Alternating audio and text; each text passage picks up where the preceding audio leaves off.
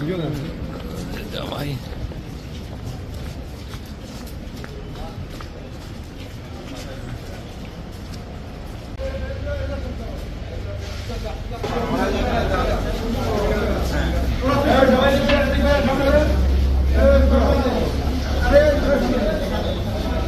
কেসগাঁ ডিভিশনের পক্ষ থেকে মোহাম্মদপুর এবং আদাবর থানায় এই কিশোর গ্যাং, চাঁদাবাজ এবং ছিনতাইকারী যে দৌরাত্ম্য, সেই দৌরাত্ম্যকে প্রতিহত করার জন্য আমাদের রাত 10টা থেকে এই প্রায় রাত 2টা পর্যন্ত আমরা অভিযান পরিচালনা করলাম।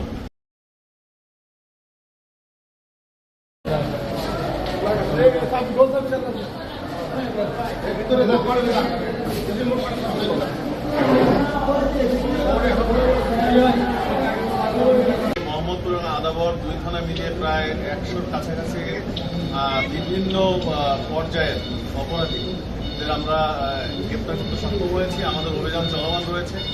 আমরা এই অভিযান অব্যাহত রাখবো যেন মোহাম্মদপুর ও আদাবরে কোনো ধরনের কিশোর গ্যাং, ছিনতাই, চাঁদাবাজ যেন মাথা চাড়া দিতে না পারে এবং এই এলাকার আইন শৃঙ্খলা যেন অবনতি ঘটাতে না পারে, সেজন্য আমাদের অভিযান অব্যাহত থাকবে।